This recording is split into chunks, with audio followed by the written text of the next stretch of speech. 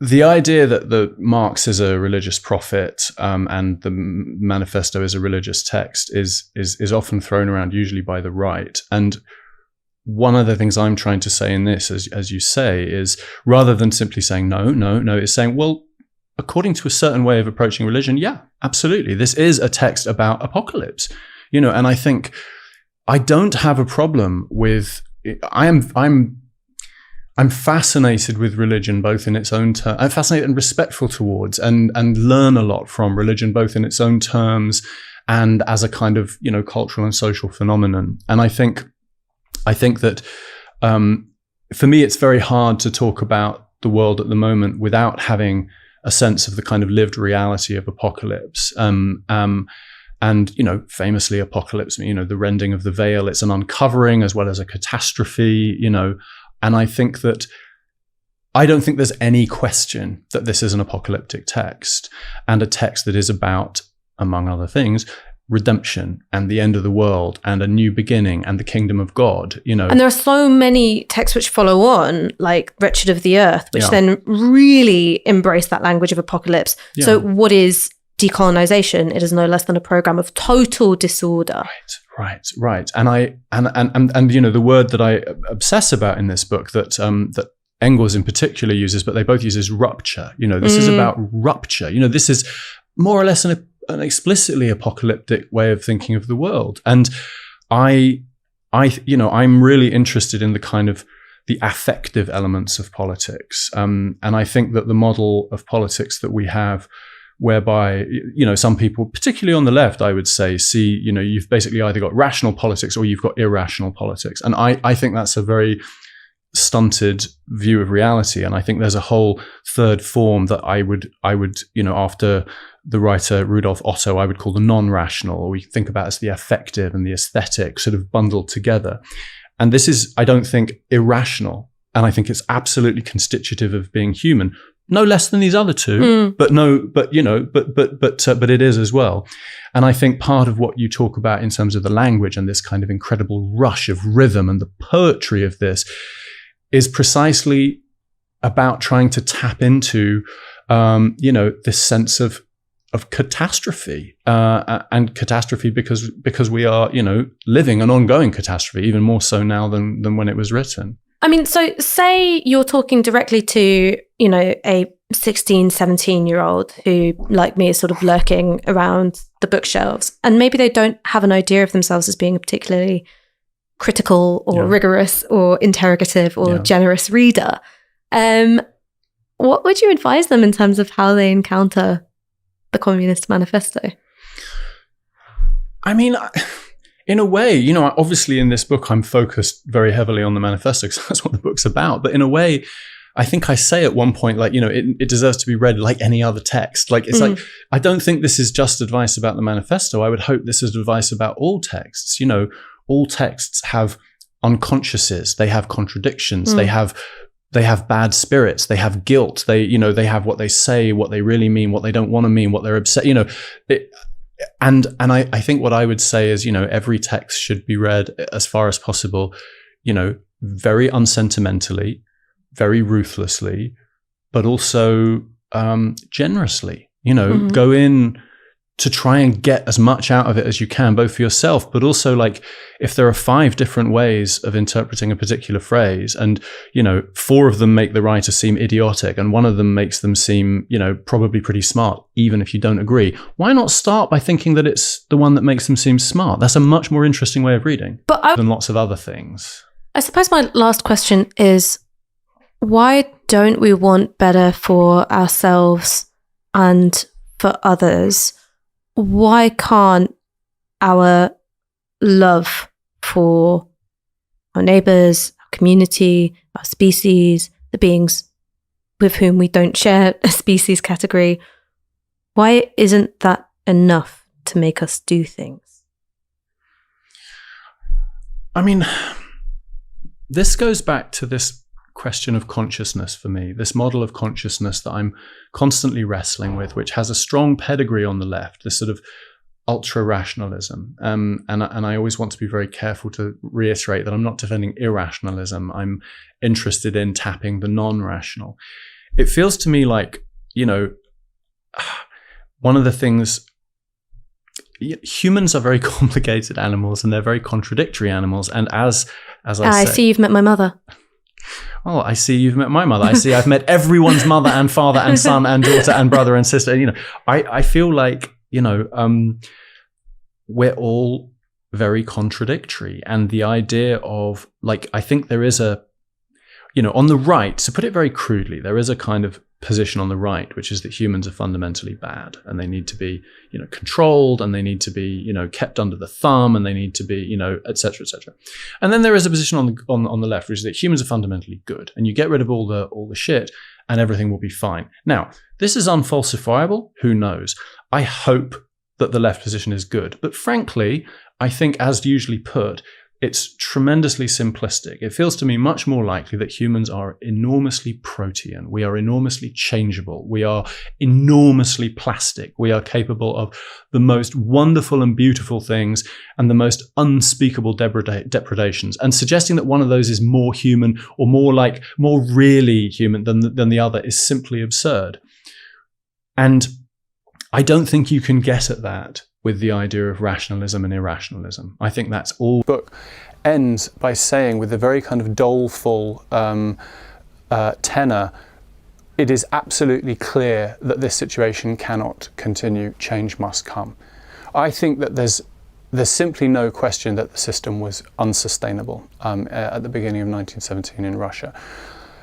The question was what happened next. The question was what was going to happen to this system, what was going to replace it, and how. That's the key question. So was the revolution inevitable in the outlines of what happened? Absolutely not. One of the things that's terrifying is so many points at which things could have got much, much worse and gone in a very different direction. But was an upheaval that changed the system fundamentally inevitable? I balk at the word, but, going to happen. Yes, I don't think there's much doubt about that. The debates have been endless, essentially without Lenin, could it have happened, sort of thing. And I do think that there's no, I don't think you can plausibly argue that his decisions did not have an enormous impact.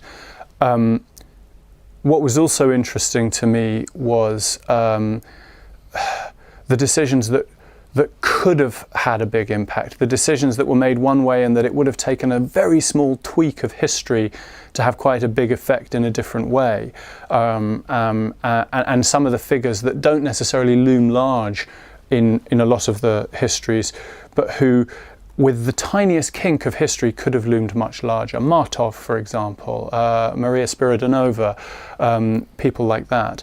And on the other side of things, some of the great counter-revolutionaries, Kornilov, not intrinsically an immensely impressive figure of the right, but history put him in a position where he could very well have been, a key decision-making player. Well, first of all, to be compared to C.L.R. James is mind-blowingly wonderful praise, so thank you. The Black Jacobin's a huge book for me. In terms of to address the ethnicity thing, this is something I think Barbara would know more about than me, but it's quite true that the ethnic minorities within the empire were always overrepresented in the revolutionary movement. You had obviously there was the Bund, which was a specifically Jewish party, but for the most part, within the other parties, within the radical parties, not by any means just the Bolsheviks, minorities were somewhat overrepresented. One of the great, most horrifying, sort of symbolically horrifying tragedies, I think, of the post. Of the collapse that came after is the transmission belt, whereby those aspects of Bolshevism about which a certain amount of nostalgia, semi-official nostalgia, is allowed in Russia is essentially great Russian chauvinism. So around Putin's clique, Lenin is persona non grata, but there are those who think Stalin, because he was kind of a great Russian chauvinist, ironically given his own background, but. So yes, I deliberately, again, in conjunction with the editor, I deliberately didn't include like the full reading list and the full bibliography in this because it isn't a scholarly book, doesn't pretend to be. It's a, a little part of me slightly regrets not putting a link and then putting the full bibliography online because I read a lot of books and I want some kudos for this, So, but there is a further reading section, and there's a couple of books in that which I think address the things you're talking about very directly. There's been a series, Slavica have just been putting out a series of amazing books on the revolution centenary, and they deal with this quite a lot. The question of, you mentioned the Muslim Congress, and there were two. There was an all-women Congress earlier in the year, and then there was the Muslim Soviet. I was able to find one article on the Women's Congress, and this is because of the generosity of scholars like Barbara, who I was kind of crowdsourcing for references, and I've tried to, and that again is included. There's a few references to this, but there is, I think, a danger in because of, I think, in part, the kind of crushing weight of decades of this kind of sneering right-wing common sense about the aspirations for emancipation, that telling straightforward stories about what happened there is somehow being dewy-eyed.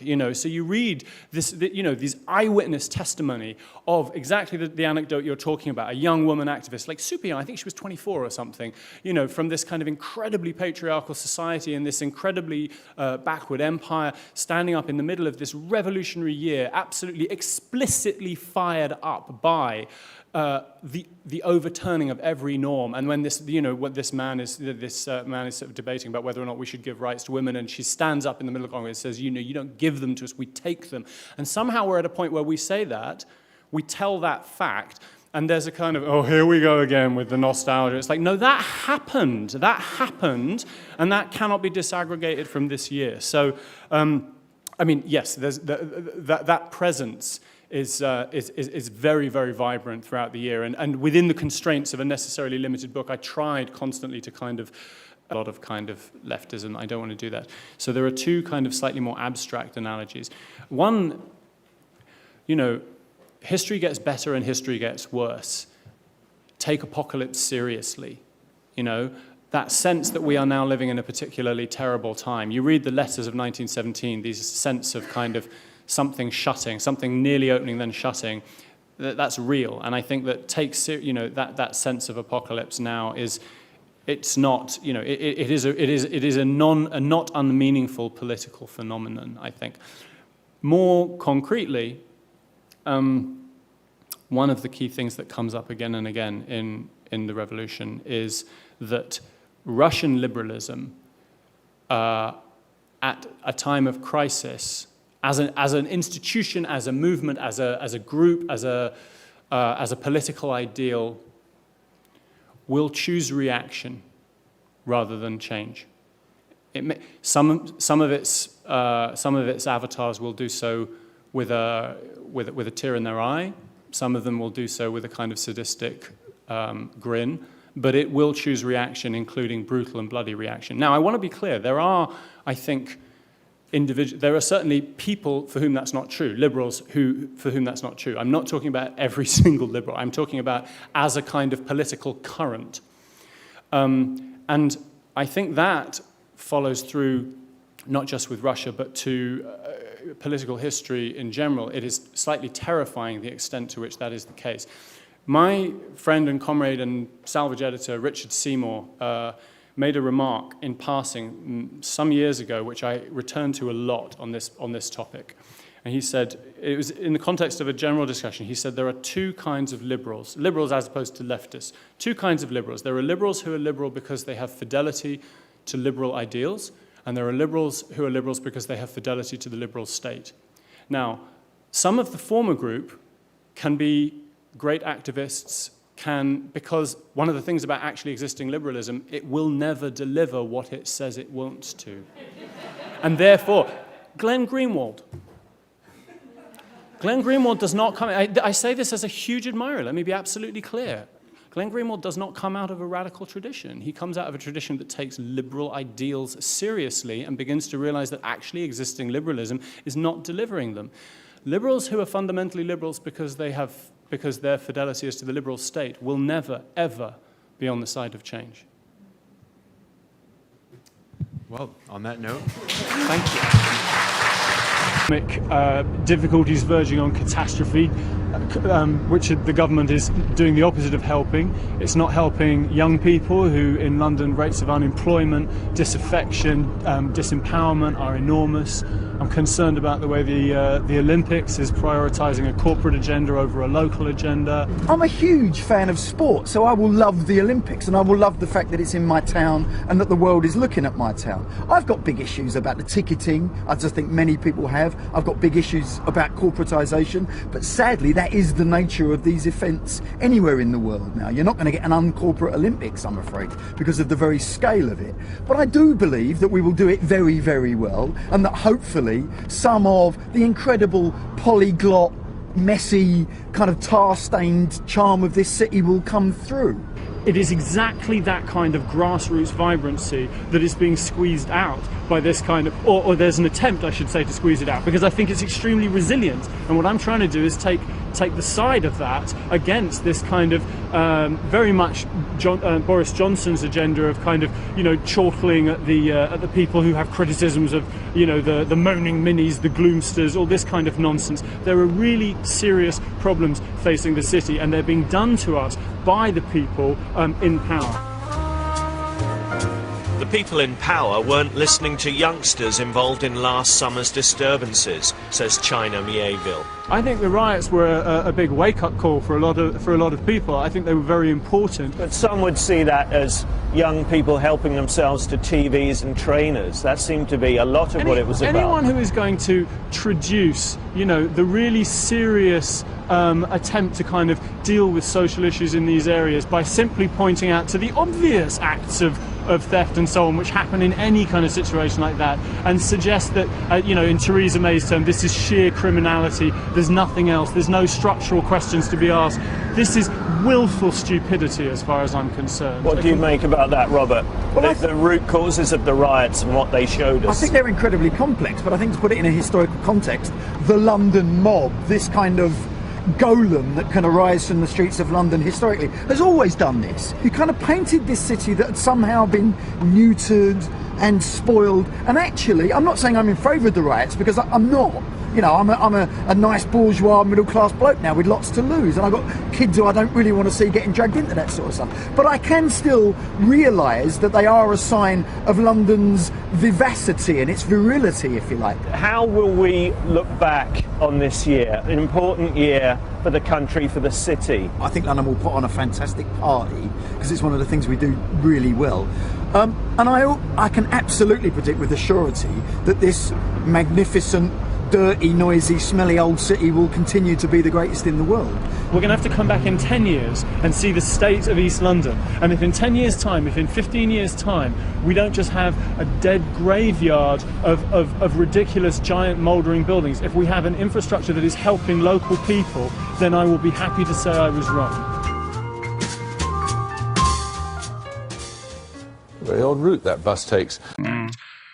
In terms of what you're saying about Lenin, I mean, there has been, particularly under the work of people like Lars Lee, this kind of renovation of a lot of our approaches to Lenin and so on. And I remain, profoundly admiring of this man. And I think, one has to kind of walk, that doesn't mean, as I say, hagiography. It certainly doesn't mean never saying he was wrong. It also means putting a lot of his positions into a kind of historical context, which is something that Lee has done very well. And, not being embarrassed or worried or concerned about saying, he was wrong there. He really didn't help his own case there. That he was ducking the issue a bit there, which does happen because he was a human being. It's no particular surprise. So in terms of the one thing I think that I do keep coming back to with him is what Lunacharsky calls his ability to raise opportunism to the level of genius. And he doesn't mean it as a criticism. He means, he has an almost uncanny antenna for the moment, for the weak link. And I say almost because sometimes it goes wrong. Sometimes he's wrong. But nonetheless, compared to the other figures, compared to, wonderful figures, Spiridonova, Martov, various... drawing the poison of bad hope out. So is the present moment one in which pessimism is necessary? I think so. I mean, and I should say that my own relationship to this was a question of kind of theory making sense of an effective reality, which is that, having come out of a tradition that for many years was extremely moralistic about lack of hope, or lack of not just lack of hope, but lack of sort of rah-rah optimism, and that sort of excoriated that as being in some way, objectively counter-revolutionary and liable to, lead to, the cardinal sin, demoralization. And what I discovered when I essentially was kind of freed with my fellow salvage editors to kind of explore the scale of what seems to me the problems affecting us, to not be moralized against for feeling pessimistic. Far from being demoralized, I feel more politically motivated than I have for many, many years, well over a decade. So simply as an equation, pessimism equals inactivity, I think this is fallacious nonsense and based on moralism and so on. So that was one of the driving things. And I think, obviously, on one level, there is a kind of utopian hope to any radical project. There has to be, because if you genuinely think there's no point doing anything, if that is, then there's no point doing anything. But I think that prioritizing that over a kind of hard-headed pessimism, if the times demand it, and that's a corollary there. Like, pessimism is not, or should not be, a point of principle. It's a question of a result of an analysis of a concrete situation. So it's not that I like to wake up in the morning and say, right now, to be pessimistic about whatever comes comes past my door. It's about saying, looking at the world at the moment. I love being surprised by joy, to quote Lewis. I love that. I was delighted by Corbyn, and I'm very excited by that, and so on. So this is not about a kind of Eeyore-ish wallowing in gloom. What it's about saying is trying to be concrete about the everyday. And this comes into what you're talking about, the stuff I've been trying to do about social sadism. I don't think history is, I don't think we just kind of keep on going through a thing called capitalism. I think it gets better and it gets worse and it gets worse. And I think that we are in, a historically particularly curdled and poisonous moment, and have been sort of certainly since, it's been moving that way since the 70s. And I think that there is a new iteration of a kind of overt sadism of kind of ruling class power that I don't think was there in the 50s, not in the same way. I don't think was there in the 60s, even in the early 70s. And I think that, I think we would be kidding ourselves if we did not face up to that and to what that does to general consciousness and so on. So there is one sense, this is where it kind of allies to the activism. For me, part of the point about pessimism, being pessimistic, I should say, is the yearning to prove that pessimism wrong. And that's constitutive to it. How the hell did you do it? I mean, that's really lovely to hear. I mean, I think there is a conundrum here, which is that there are a lot of people, particularly on the left, I think, who would essentially say that narrative history as a form, in a sense, is kind of, there is an extreme position, which is that it's intrinsically reactionary. It's an intrinsically kind of conservative form, because it is, putting to a second degree, to a second place, issues of analysis, because it's kind of imposing a kind of arc over the mess of reality, which is a kind of consoling aesthetic fiction and so on. I take that critique very seriously. I'm very interested in the anti-narrative position, and paradoxically, I've been kind of more interested in it and more wrestling with it within my own fiction. The paradox for me is that although I think that's a crucial thing to engage with, I also have learnt an enormous amount from narrative histories, and I enjoy reading narrative histories. And the thing about and I don't buy into this idea that, like, the human being is hardwired for story, and this kind of rather sentimentalized notion of the human relationship to story. But what is clearly true is that, for whatever reasons, cultural or otherwise, there is this great desire for stories and the narrative shape. And the thing about 1917 is that it's not just that because of the scale of the events and the acceleration of the events and the rhythm, it lends itself to a narrative story. That sense emerges within the actual writings of the time itself. Like, you read the diaries, you read the letters, people are absolutely explicit about this sense that history is speeding up, that it is moving towards a telos, that something is happening, that they are halfway through a story. Like, this is completely explicit and remarkable. In terms of how so it's not merely a cynical construct to kind of overlay that sense of kind of acceleration and that sense of sort of, well, thriller, to put it crudely. You know, that's how it seems to have been experienced for a lot of people at the time, as well as all the key issue of the kind of political upheaval and political ideas. Regarding some things in Marxist theory. On the one hand, you have sort of the analytical school and you have the continental school. Do you lean either way? And part two of my question is, do you have any feelings as to whether you feel Marxism is more normative or scientific or both? Okay. Well, I'm going to bring this back to October. There is one of my favorite figures in October is Anatol Lunacharsky. Lunacharsky, who became the Commissar for Enlightenment, and who was this wonderful, strange, radical theorist, very fractious relationship with Lenin and so on. What he talked about was the two streams of Marxism. He talked about the warm stream and the cold stream, and the cold stream being the kind of analytic, the kind of the crunching, the scientific categories that lead to analysis of things like profit rates and falling rate of profit and exploitation and so on. The warm stream being, in his case, often quite eccentric notions. He had a whole school called God building, about the idea of kind of creating a theology of the person and so on. But essentially, the poetic, the almost theological version of Marxism. I should caveat this by saying that, the book is not a work of Marxist theory. It is embedded by my own politics, and that clearly is inspired and influenced by Marxism. But it is, as I say, primarily a narrative history. That said, of course, it is inflected by my own opinions. I think with Lunacharsky, I'm particularly interested in the warm stream, but I don't want to be cynical about the if you like, the analytic pertinences of Marxism, and I've learned a great deal from, for example, very rigorous Marxist economics and so on and so forth.